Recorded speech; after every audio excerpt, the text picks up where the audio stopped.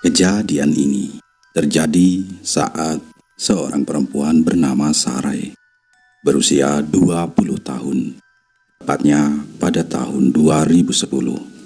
Saat itu, Abang Jaka, kakak laki-lakinya, memutuskan untuk mengontrak di sebuah rumah tua di pinggir hutan karena harganya yang terlampau murah, sesuai dengan kondisi ekonomi keluarga mereka yang sedang morat-marit. Rumah itu dulunya milik seorang tentara yang dikenal dengan nama Bapak Udin. Sejak awal menginjakkan kaki di sana, Sarai sudah merasakan sesuatu yang ganjil. Udara terasa berat, dan meskipun siang hari, sudut-sudut rumah selalu diselimuti bayangan pekat. Bau lumut dan tanah basah menusuk hidung, seolah-olah rumah itu lebih banyak bersatu dengan alam liar ketimbang menjadi tempat tinggal manusia. "Bang Jaka, rumah ini kok rasanya beda ya?" tanya Sarai suatu sore saat mereka sedang merapikan beberapa barang di ruang tamu. Suaranya sedikit bergetar. Abang Jaka hanya tersenyum tipis, mencoba menenangkan. "Ah, perasaanmu saja, Rai. Memang tua, tapi kuat kok bangunannya. Lagian, lumayan kan buat menghemat pengeluaran." Namun perasaan ganjil itu tak kunjung hilang. Setiap malam setelah Abang Jaka terlelap, Sarai sering terbangun oleh suara-suara aneh. Gesekan pelan dari arah dapur, langkah kaki di lantai yang kosong, bahkan terkadang bisikan samar yang nyaris tak terdengar. Suatu dini hari, Sarai kembali terbangun. Kali ini, bisikan itu lebih jelas, seperti seseorang yang sedang merapalkan sesuatu di telinganya. Dingin menjalari tulang-tulangnya. Sarai memberanikan diri membuka mata, dan pandangannya langsung terpaku pada jendela kamar. Di balik kaca yang buram, bayangan hitam melintas cepat. Jantungnya berdegup kencang, memukul-mukul dadanya seperti gendang perang. "Siapa itu?" bisik Sarai lirih. Suaranya tercekat di tenggorokan. Tak ada jawaban, hanya keheningan yang semakin mencekam. Sarai mencoba memejamkan mata rapat-rapat, berharap semua ini hanyalah mimpi buruk. Namun, rasa dingin di udara semakin menusuk, dan bisikan itu kembali terdengar. Kali ini lebih dekat, lebih menyeramkan. "Kau tak seharusnya di sini." Suara itu serak dan berdesis, seolah-olah berasal dari dasar bumi. "Tanah ini meminta lebih." Sarai sontak bangkit dari tempat tidur. Napasnya tersengal, keringat dingin membasahi seluruh tubuhnya. Dia meraih ponselnya, mencari nomor Abang Jaka. Tapi tangannya gemetar hebat. Layar ponselnya tiba-tiba berkedip-kedip, menampilkan deretan angka acak, lalu mati total. Panik melandainya. Sarai menoleh ke arah pintu kamar. Perlahan, kenop pintu berputar. Tidak mungkin. Dia yakin sudah menguncinya dari dalam. Jangan mendekat." Sarai berteriak. Suaranya pecah. Pintu itu terbuka sedikit, menciptakan celah gelap yang menganga. Dari balik celah itu, sepasang mata merah menyala, menatapnya tajam. "Kami sudah lama menunggu." Bisik suara itu, kali ini lebih berat dan penuh ancaman. "Sudah waktunya kau membayar." Sarai mundur terhuyung. Punggungnya menabrak dinding. Darahnya berdesir, membeku dalam nadinya. Dia melihat siluet besar merangkak masuk melalui celah pintu yang terbuka perlahan. Assalamualaikum warahmatullahi wabarakatuh. Selamat malam, salam kenal, salam sehat selalu, para sobat kahor dimanapun Anda berada. Masih bersama Bang Fawa. Oh iya, sebelum Bang Fawa lanjutkan ceritanya, Bang Fawa mohon dukungan para sobat sekalian untuk mengikuti, mensubscribe channel baru Bang Fawa, yaitu Cerita Bang Fawa CBF. Ini dia iklan dari Bang Fawa. Assalamualaikum warahmatullahi wabarakatuh. Salam kenal para sobat kahor dimanapun kalian berada. Bersama saya Bang Fawa. Dan kalian semua, saya yakin bukan orang yang biasa. Kalian yang suka mendengarkan kabar horor, yang rela mendengarkan kisah-kisah yang bikin jantung berdebar-debar seperti dikejar debt collector. Kalian yang bilang berani, tapi setelah nonton malah tidur pakai lampu terang dan guling 3. Tenang, saya paham, karena Bang Fawa juga dulunya begitu sih. Makanya saya hadir lewat channel ini, channel terbaru Bang Fawa, yang bernama Cerita Bang Fawa CBF. Di sini, saya bawakan sendiri kisah-kisah horor, cerita-cerita kriminal yang bikin geleng-geleng kepala, misteri yang masih menjadi teka-teki, dan kisah nyata yang lebih seram dari sinetron azab. Wajah Bang Fawa muncul langsung, ekspresi asli sob. Ceritanya nggak nanggung, kadang lucu, kadang ngeri, kadang juga bikin kalian bilang, Loh, kok seremnya kayak kejadian di kampung gue ya? saya ajak kalian bukan hanya nonton sob, saya ajak kalian untuk masuk ke dalam ceritanya, ngerasain deg-degannya, nahan napasnya, dan ketawanya. Ya betul, kadang ketawa juga, karena hantu pun bisa kena roasting sob. Jadi buat kalian para veteran kabar horor yang butuh cerita lebih bervariasi, lebih ekspresif, dan lebih menampilkan wajah, langsung saja subscribe ke channel Cerita Bang Fawa sob. Linknya saya taruh di deskripsi, atau ada juga mungkin di komentar. Saya tunggu kalian di channel Cerita Bang Fawa. Wassalamualaikum warahmatullahi wabarakatuh. Ya, kita kembali ke kabar horor. Bagaimana kisah selanjutnya? Mari kita sama-sama saksikan ceritanya.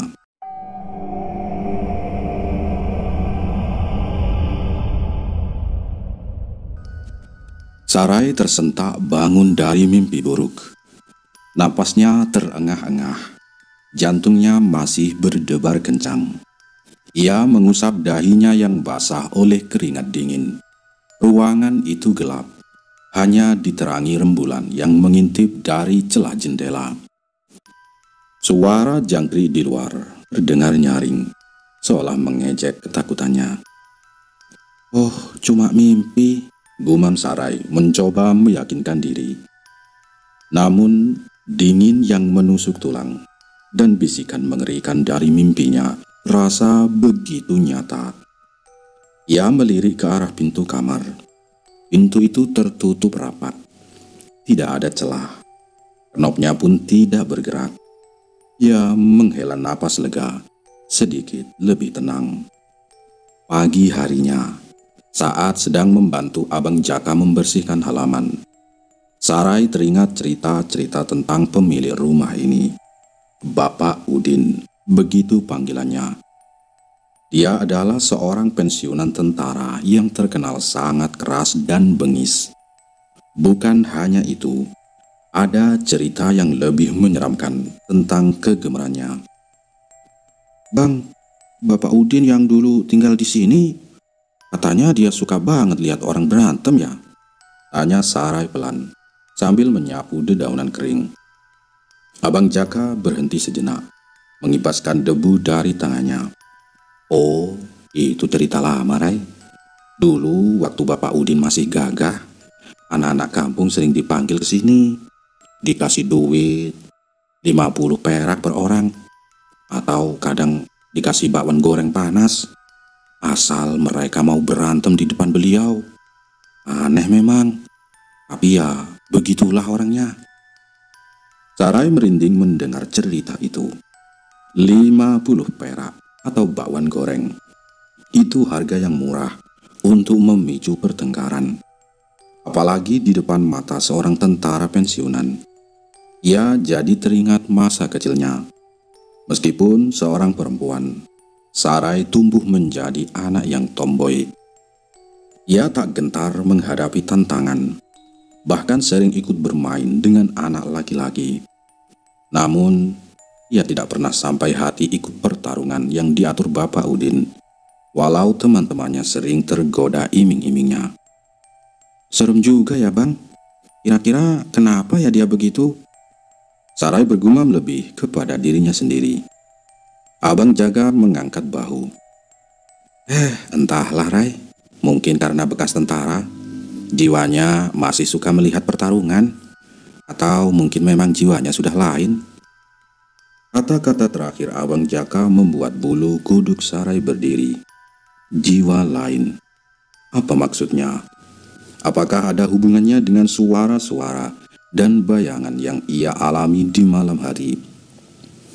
Sore itu, saat Abang Jaka pergi ke pasar, Sarai sendirian di rumah.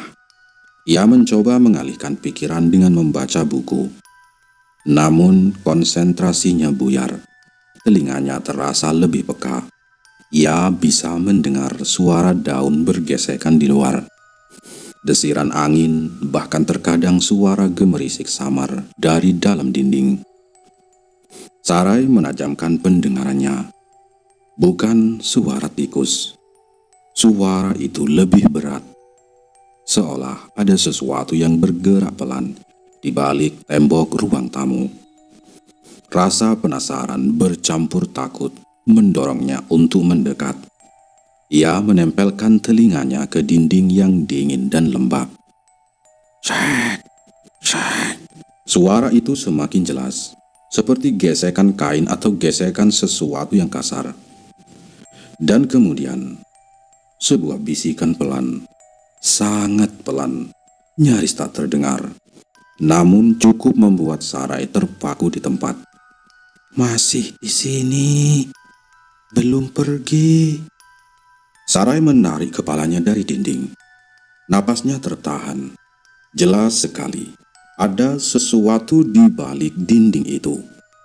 Sesuatu yang mengetahui keberadaannya. Matanya memandang sekeliling ruangan, mencari celah, mencari petunjuk. Dinding itu tampak kokoh, tidak ada retakan atau lubang yang mencurigakan. Tiba-tiba suara tawa samar terdengar. Tawa yang kering, serak, dan penuh kekejian. Bukan tawa manusia.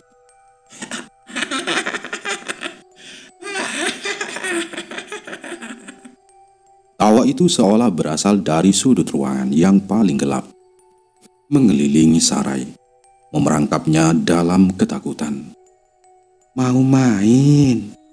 bisik suara itu lagi.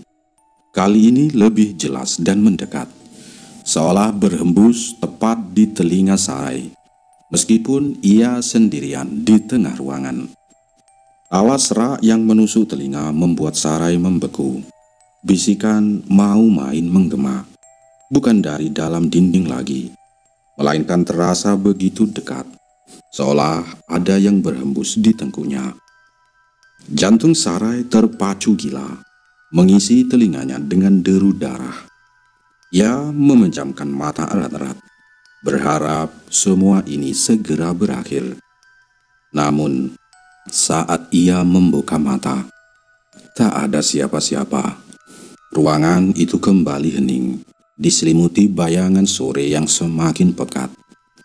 Ketakutan itu, entah bagaimana, memicu kembali ingatan lama Sarai tentang Bapak Udin.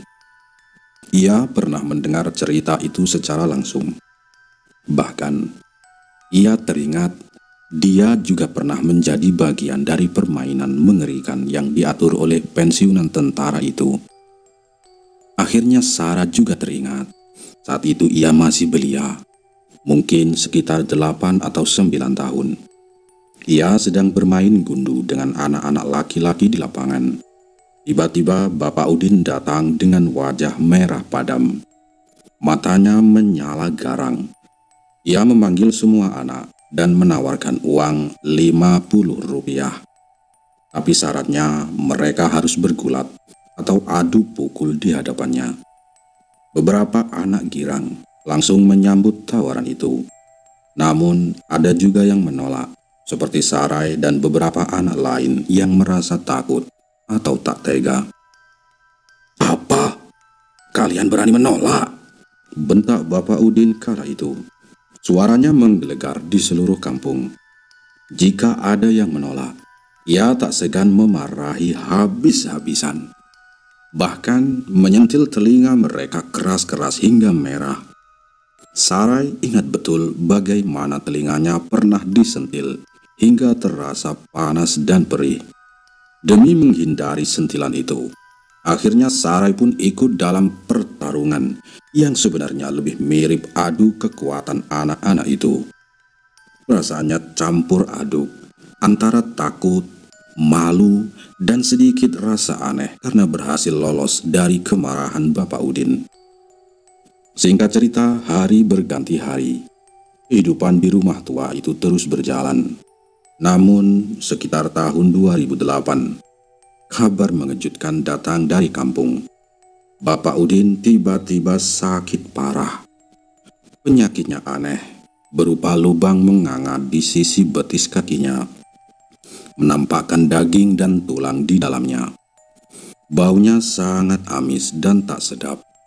Sudah diobati ke dokter di kota, tetapi tidak ada perubahan berarti. Justru, lubang itu semakin membesar dan mengeluarkan nanah, membuat Bapak Udin mengerang kesakitan setiap malam. Keluarga Bapak Udin, istri dan keempat anak perempuannya sudah putus asa. Hingga suatu hari, seorang kiai dari pedalaman datang berkunjung. Konon, kiai itu terkenal dengan keahliannya mengobati penyakit non-medis. Setelah melihat kondisi Bapak Udin, kiai tersebut langsung mengatakan bahwa penyakit itu adalah kiriman dari seseorang yang pernah disakiti hatinya, semacam santet. Namun istri dan anak-anak Bapak Udin tidak sepenuhnya percaya. Mereka adalah orang-orang yang taat beragama dan lebih mengutamakan pengobatan medis. Maka, selain terus berusaha mengobati secara medis, mereka juga rutin mengadakan pengajian di rumah, berharap kesembuhan datang dari doa-doa. Sayangnya, takdir berkata lain. Pada suatu pagi yang kelabu di tahun 2008, 2 tahun sebelum Sarai mengontrak rumah itu, Bapak Udin akhirnya menghembuskan napas terakhirnya. Kematiannya yang tiba-tiba setelah sekian lama menderita penyakit aneh itu, akhirnya membuka mata keluarganya. Baru saat itulah mereka benar-benar yakin bahwa penyebab kematian Bapak Udin adalah santet, sebuah kutukan yang datang dari dendam masa lalu. Sarai termenung. Jika cerita itu benar dan jiwa Bapak Udin memang terikat pada dendam itu, apakah ini alasan mengapa ia merasakan keberadaan yang mencekam di rumah ini? Apakah ada hubungannya dengan suara-suara dan bayangan yang mengganggu tidurnya? Dan yang terpenting, apakah dendam itu juga akan menghantuinya di rumah ini? Apa yang akan terjadi selanjutnya? Bagaimana Sarai akan menghadapi misteri dan ketakutan yang semakin nyata di rumah bekas tentara itu? Kebenaran tentang kematian Bapak Udin yang disebabkan santet menyelimuti kampung seperti kabut tebal, meninggalkan bekas yang dalam bagi keluarganya. Sarai teringat, setelah meninggalnya Bapak Udin, istrinya kerap mengalami hal aneh. Seringkali sang istri kerasukan, meracau kesakitan, dan terus-menerus menyebut-nyebut bahwa suaminya dibunuh oleh seseorang. Berbagai upaya dilakukan. Seluruh sesepuh dan tokoh agama di kampung, dari para tetua adat hingga ustadz, berusaha mengobati istri Bapak Udin. Namun, tidak ada satupun yang mempan. Kesurupan itu terus terjadi, diiringi rintihan dan tuduhan yang tidak jelas. Keputusan akhirnya mendorong keluarga itu untuk mengambil langkah drastis. sebuah papan besar bertuliskan, "Rumah ini dijual." Dipancangkan di halaman depan. Tak lama kemudian mereka pindah, entah kemana, lenyap tanpa jejak dari pandangan warga kampung.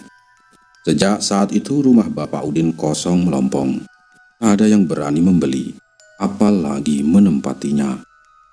Auranya terlalu pekat, terlalu kelam, hingga pada tahun 2010, rumah itu akhirnya disewa oleh Abang Jaka setelah pernikahannya. Kondisinya memang sangat kacau. Banyak bagian yang harus diperbaiki dan direnovasi.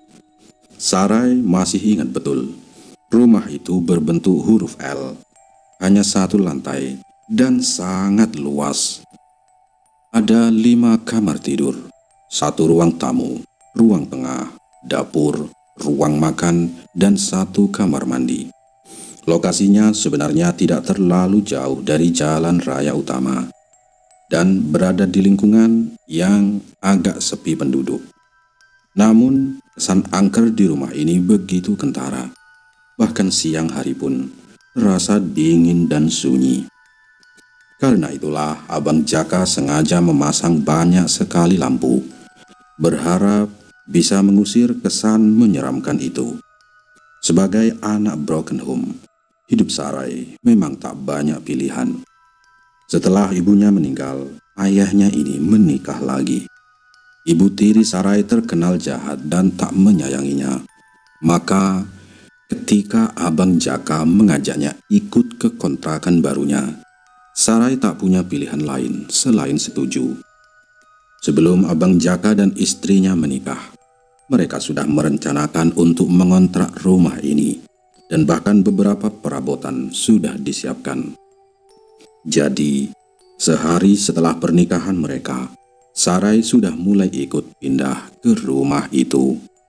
Namun, sayangnya, di malam pertama Sarai di rumah itu, ia harus sendirian. Abang Jaka dan istrinya masih harus menyelesaikan beberapa urusan di rumah lama mereka.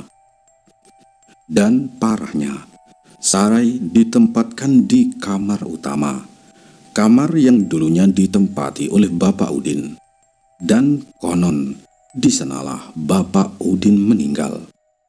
Sarai tidak bisa menolak. Ia hanya menumpang, dan ia tahu Abang Jaka pun takut untuk menempati kamar itu. Dari 5 kamar yang ada, hanya 3 yang digunakan.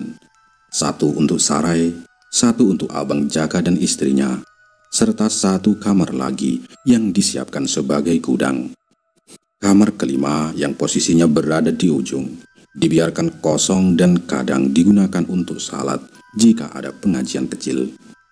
Malam itu, Sarai terbaring di kamar utama yang dingin. Kegelapan terasa begitu pekat, seolah menelannya hidup-hidup.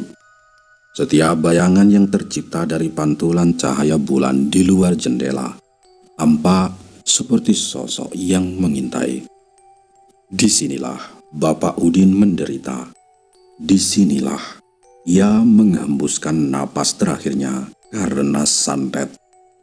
Pikiran itu berputar-putar di kepala Sarai, mengusik ketenangannya. Ia memejamkan mata, berharap pagi segera datang mengusir semua ketakutan yang kini menjadi teman barunya di rumah angker itu. Malam pertama di kamar bekas Bapak Udin ternyata tak seburuk yang Sarai bayangkan.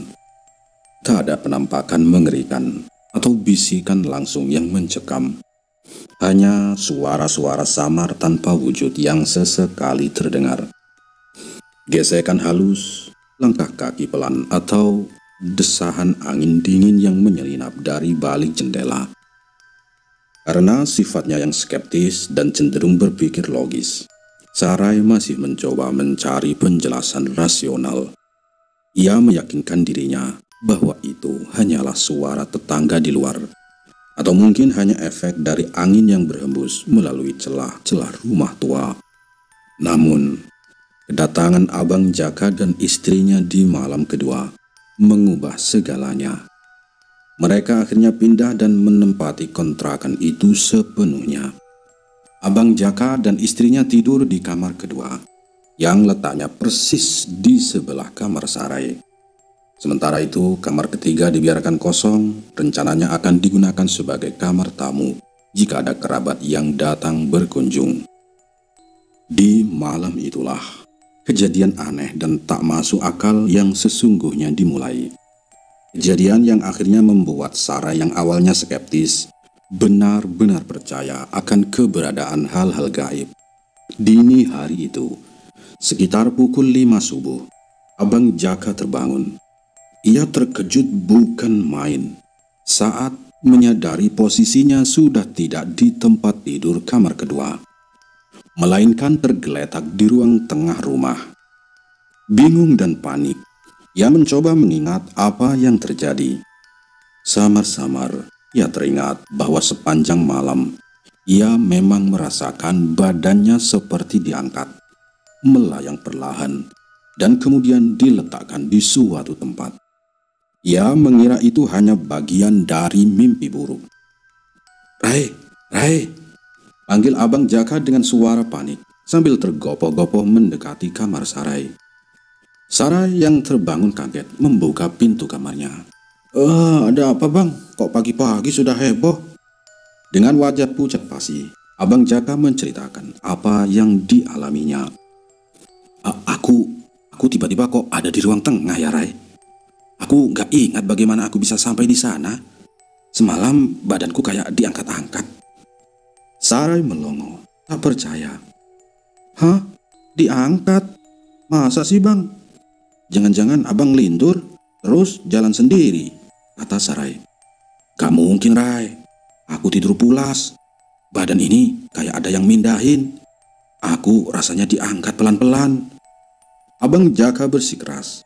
Sorot matanya menunjukkan ketakutan yang nyata. Ia bahkan menunjuk ke arah kamarnya, seolah ingin memastikan kamar itu masih ada. Sarai melihat ekspresi Abang Jaka yang tak pernah ia lihat sebelumnya. Ketakutan itu begitu murni, dan tiba-tiba semua potongan teka-teki mulai menyatu di benaknya. Suara-suara di malam pertama, bisikan dari dalam dinding, cerita tentang Bapak Udin dan santetnya, hingga kejadian aneh yang menimpa Abang Jaka ini. Ini bukan lagi suara tetangga, pikir Sarai. Ini bukan lagi sekedar angin. Sarai menatap ruang gudang yang letaknya agak bersembunyi. Ruang gudang itu dulunya adalah kamar kelima, kamar yang paling jauh dari kamar Sarai dan Abang Jaka. Rasanya seperti ada sesuatu yang mencoba menarik Abang Jaka ke sana. Mungkin hantu itu tadinya mau mindahin abang ke gudang ya, bisik Sarai, menyuarakan firasatnya yang tiba-tiba muncul. Firasat yang terasa dingin dan mengerikan, menegaskan bahwa mereka tidak sendirian di rumah itu. Entitas tak kasat mata itu tidak hanya mengusik dengan suara, tapi juga mampu berinteraksi secara fisik, bahkan memindahkan manusia. Setelah kejadian Abang Jaka dipindahkan secara misterius, ketakutan menyelimuti penghuni rumah itu. Abang Jaka yang biasanya tegar, kini terlihat gelisah. Untuk menenangkan suasana dan berharap mengusir gangguan gaib, Abang Jaka memutuskan untuk rutin mengadakan pengajian di rumah, membacakan ayat-ayat suci setiap malam. Mulanya, seolah ada sedikit ketenangan. Suara-suara aneh berkurang, dan atmosfer rumah terasa sedikit lebih ringan. Namun ketenangan itu ternyata hanya sesaat. Kekuatan yang mengganggu mereka seolah hanya bersembunyi, menunggu waktu yang tepat untuk kembali. Suatu malam, tepatnya malam Jumat, Sarai kembali harus sendirian di rumah. Abang Jaka dan istrinya menginap di rumah mertua mereka. Rasa takut mencekam kembali merayap di benak Sarai. Untuk mengusir kesepian dan kegelapan, Sarai memutuskan untuk tidur di ruang tengah, menyalakan televisi agar ada sedikit cahaya dan suara.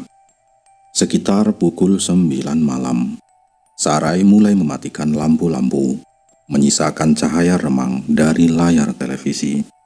Asyik menonton, ia tak sadar matanya perlahan terpejam, tertidur pulas.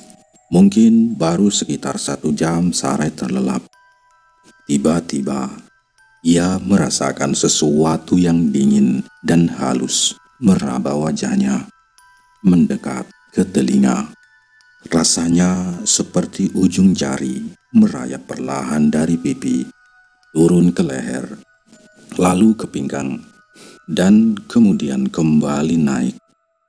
Napas Sarai tercekat. Ia terbangun, namun tak berani membuka mata sedikit pun. Tubuhnya kaku, keringat dingin membasahi sekujur tubuhnya. Pikirannya kalut.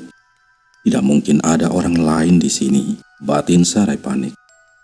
Semua pintu sudah Sarai kunci rapat. Perasaan ngeri menusuk hingga ke ulu hati. Ia tahu, Sarai benar-benar sendirian di tengah rumah angker itu, berhadapan dengan sesuatu yang tak terlihat. Bisikan samar seolah melayang di udara, membuat bulu kuduknya merinding. "Kau sendirian sekarang." Suara itu berdesis pelan, dingin, seolah menghembus tepat di telinga Sarai. "Sendirian, dan kami ada di sini." Sarai memejamkan mata lebih erat, mencoba mengatur napas yang tersengal. Jantungnya berdebar kencang, memukul-mukul dadanya. Ia hanya bisa berdoa dalam hati, berharap sentuhan dingin itu segera hilang. Sentuhan itu terus berulang, merayapi tubuhnya, seolah ada yang sedang menjelajahinya. Baru saat fajar menyingsing, dan Sarai mendengar suara pintu depan terbuka. Ia memberanikan diri membuka mata. Itu Abang Jaka yang baru pulang. Dengan napas terburu, Sarai segera menceritakan semua yang terjadi padanya semalam. Wajah Abang Jaka dan istrinya memucat mendengar penuturan Sarai.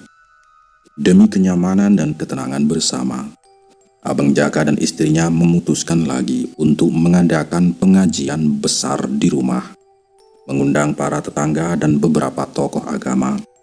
Mereka berharap setelah pengajian itu, gangguan di rumah kontrakan tersebut akan mereda. Namun harapan itu pupus. Gangguan bukannya mereda, justru semakin menjadi-jadi. Hampir setiap malam selalu ada gangguan baru. Dari suara-suara aneh yang kini lebih jelas, seperti langkah kaki berat di lantai atas yang kosong, seperti langkah kaki di lantai yang kosong, suara barang pecah di dapur padahal tidak ada apa-apa, hingga benda-benda yang terjatuh sendiri. Puncaknya adalah ketika lemari tua di gudang, yang dulunya milik almarhum Bapak Udin, mulai menunjukkan keanehan. Suatu malam, ketika semua sedang terlelap, tiba-tiba terdengar suara gemuruh dari arah gudang, seperti ada gempa kecil. Lemari itu bergerak sendiri dengan suara berderit-derit mengerikan. Suaranya cukup keras hingga membangunkan seluruh penghuni rumah. "Suara apa itu, Rai?" bisik istri Abang Jaka. Wajahnya pucat. "Dari gudang, Pak, kayaknya," jawab Sarai. Suaranya bergetar. Mereka bertiga hanya saling pandang dalam gelap. Tak ada satupun yang berani mencari tahu atau mendekati gudang itu. Mereka juga tak berani memeriksa isi lemari itu, karena lemari itu bukan milik mereka. Akhirnya semua hanya mereka biarkan, berharap keanehan itu akan berhenti dengan sendirinya. Kondisi ini berlangsung terus-menerus, hingga suatu ketika Abang Jaka akhirnya memiliki uang yang cukup untuk membeli rumah sendiri.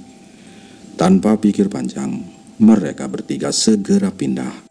Rumah kontrakan itu dibiarkan kosong, kembali pada kesunyiannya yang mencekam.